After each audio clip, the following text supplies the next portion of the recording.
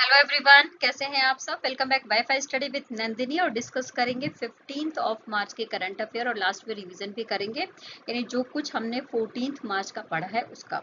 तो चलिए स्टार्ट करते हैं। सबसे पहले डेज के ऊपर चर्चा करेंगे और सारी न्यूज़ पढ़ने के बाद में लास्ट में रिवीजन भी करेंगे। तो हम बात करेंगे विश्व उपभोक्ता अधिकार दिवस के बारे में, जिसको हर साल 15 मार्च को मनाया जाता है, world consumer rights day. Clear. अच्छा, भारत में जो राष्ट्रीय उपभोक्ता दिवस है वो कब मनाया जाता है, तो याद रख लेंगे 24 मार्च को हर साल 24 दिसंबर को हर साल भारत में राष्ट्रीय उपभोक्ता अधिकार दिवस मनाया जाता है। तो अंतर्राष्ट्रीय स्तर पर 15 मार्च और राष्ट्रीय स्तर पर 24 दिसंबर। क्लियर। नेक्स्ट बात करेंगे इस्लामोफोबिया से निपटने के लिए अंतर्राष्ट्रीय दिवस कब मनाया जाता है, यानी जो इस्लाम धर्म है उससे संबंधित जो लोगों के मन में फोबिया है, डर है, उसको मिटाने के लिए हर साल इस्लामोफोबिया से निपटने का अंतर्राष्ट्रीय डे मनाया जाता है 15 मार्च को। नेक्स्ट बात कर लेते हैं एनएचपीसी लिमिटेड के अगले निदेशक यानी डायरेक्टर के रूप में किसको नॉमिनेट किया गया है, किसके नाम को आगे बढ़ाया गया है, तो वो है संजय कुमार सिंह, स्क्रीन पर जिसे आप देख रहे हैं। नेक्स्ट हम चर्चा करेंगे एनएचपीसी लिमिटेड के बारे में। देखो एनएचपीसी का फुल फॉर्म क्या है, तो national hydro electric power corporation limited. Okay. देखिए ज्ञानेश कुमार और सुखवीर संधू, ये है ज्ञानेश कुमार और ये है सुखवीर संधू, इन दोनों को चुनाव आयुक्त नियुक्त किया गया है। जैसा कि हम सबको पता है कि जो मुख्य निर्वाचन आयुक्त हैं इस समय कौन है, तो राजीव कुमार है। और अब ये चुनाव आयुक्त के रूप में काम करेंगे ज्ञानेश कुमार और सुखवीर संधू। अच्छा, इनके लिए एक समिति बनाई गई थी जिस समिति के माध्यम से इनकी नियुक्ति करी गई है। अब वो समिति कौन थी, समिति में कौन कौन से सदस्य थे वो भी देख लेते हैं। तो देखो इस समिति में प्रधानमंत्री होते हैं, उसके अलावा कैबिनेट के एक मंत्री होते हैं और इसके अलावा विपक्ष का एक नेता होता है। तो ये 3 सदस्यीय समिति होती है और इस 3 सदस्यीय समिति के द्वारा चुनाव आयुक्त का जो नाम है वो सेलेक्ट किया जाता है। पहले इसमें सर्वोच्च न्यायालय के न्यायाधीश होते थे, लेकिन अब चूंकि रूल रेगुलेशन चेंज हो गए हैं तो आप देख सकते हैं कि इस समय सुखबीर सिंह संधू और ज्ञानेश कुमार कौन बन गए हैं, चुनाव आयुक्त बन गए हैं। क्लियर। 14 मार्च को इनके नाम की घोषणा कर दी गई है। बात हम करेंगे योग महोत्सव के बारे में। जैसा कि हम सबको पता है कि भारत में जो योग महोत्सव है वो हर साल, योगा दिवस है वो हर साल 21 जून को मनाया जाता है।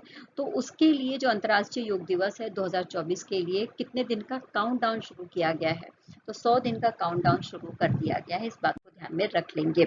21 जून को मनाया जाता है और इस बार की जो 2024 के लिए थीम ली गई है वो क्या है, तो महिला सशक्तिकरण के लिए योगा।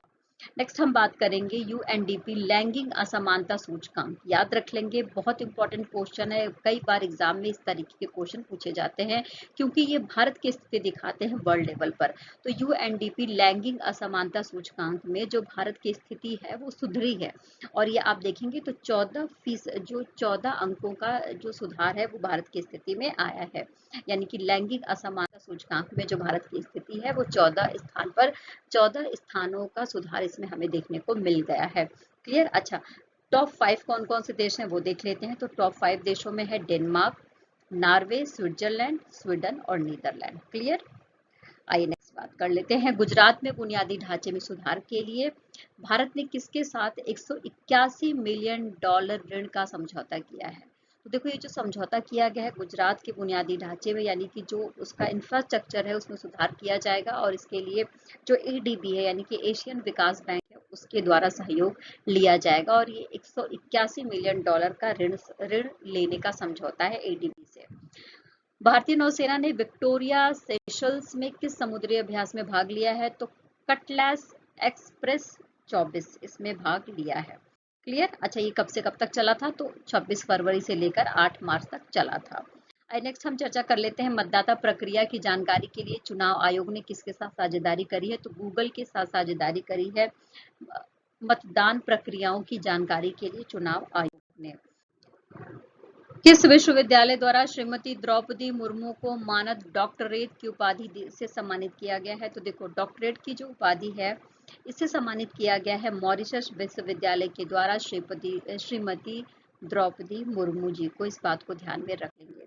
साथ में ही जो मॉरिशस है इसके साथ एक ऐतिहासिक रिश्ता है भारत का, क्योंकि 1901 में जब महात्मा गांधी जी वहां पर गए थे तो उन्होंने मॉरिशस में जो गिरमिटिया श्रमिक थे उनको खुद से शिक्षित होने के लिए उनको प्रेरित किया जिससे कि उनकी सामाजिक, राजनीतिक और आर्थिक स्थिति सुधर सके। तो मॉरिशस का एक ऐतिहासिक रूप से जुड़ाव भी भारत से रहा है। अब हम रिवीजन कर लेते हैं जो कुछ हमने 14 मार्च को पढ़ा। तो दूसरे गुरुवार को, मार्च महीने के दूसरे गुरुवार को हर साल विश्व किडनी दिवस मनाया जाता है। तो इस बार 14 मार्च को मनाया गया। थीम क्या थी? तो सभी के लिए किडनी स्वास्थ्य। 14 मार्च को हमने गणित का अंतर्राष्ट्रीय दिवस भी मनाया था। इसके अलावा 14 मार्च को पृथ्वी ग्रह पर नदी प्रणालियों में सुधार के लिए जो नदियों के लिए एक दिन मनाया जाता है अंतर्राष्ट्रीय स्तर पर, 26वीं वर्षगांठ हमने मनाई और इस बार की थीम ली गई थी वाटर फॉर ऑल। ओके, 2024 में प्रतिष्ठित IAA गोल्डन कंपास अवार्ड दिया गया था श्रीनिवासन स्वामी को। और 2024 का प्रिट्जकर आर्किटेक्चर पुरस्कार मोस्ट इम्पॉर्टेंट क्वेश्चन है एग्जाम में, काफी ज्यादा इस तरीके के क्वेश्चन पूछे जाते हैं, तो याद रख लेंगे। रिकेन यामामोटो का नाम, ये जापान से बिलोंग करते हैं। इरास्मस पुरस्कार किस भारतीय लेखक को दिया गया है? इनको अच्छे से पहचान लीजिए, इनका नाम है अमिताभ घोष और इनको दिया गया है इरास्मस पुरस्कार। हरियाणा के नए मुख्यमंत्री कौन बने हैं? तो नायब सिंह सैनी को हरियाणा का नया मुख्यमंत्री बनाया गया है। मध्य प्रदेश का नया लोकायुक्त किसे बनाया गया है? तो सत्येंद्र कुमार सिंह को बनाया गया है। स्क्रीन पर जिसे आप देख सकते हैं जस्टिस सत्येंद्र कुमार है ये। 8 आंखों वाली नई प्रजाति का बिच्छू कहाँ मिला है? तो थाईलैंड में मिला है, जिसके बारे में हमने पढ़ा था। प्रधानमंत्री मोदी ने साबरमती में किसका शुभारंभ किया है? तो कोचरब आश्रम का शुभारंभ किया गया है प्रधानमंत्री नरेंद्र मोदी जी के द्वारा। मुख्यमंत्री ने CAA लागू न करने की घोषणा करी है। किस राज्य की बात चल रही है? तो तमिलनाडु के बारे में बात चल रही है। तमिलनाडु ने 2021 में ही CAA के विरोध में प्रस्ताव पारित कर दिया था और अब आधिकारिक तौर पर घोषणा भी कर दी गई है इनके द्वारा। यशस्वी जायसवाल और सदरलैंड को किस माह के लिए ICC player of the month नामित किया गया है? तो फरवरी 2024 के लिए इनको प्लेयर ऑफ द मंथ नामित किया गया है। 2024 में जो हमारा NCPCR है उसके द्वारा कौन सा स्थापना दिवस मनाया गया? तो 19वां स्थापना दिवस मनाया गया है NCPCR के द्वारा। तो इस सेशन में इतना ही, फिर कल मिलेंगे। Take care, bye bye. खुश रहना है, मेहनत करते रहना है और जीवन में आगे बढ़ते रहना है। Bye bye.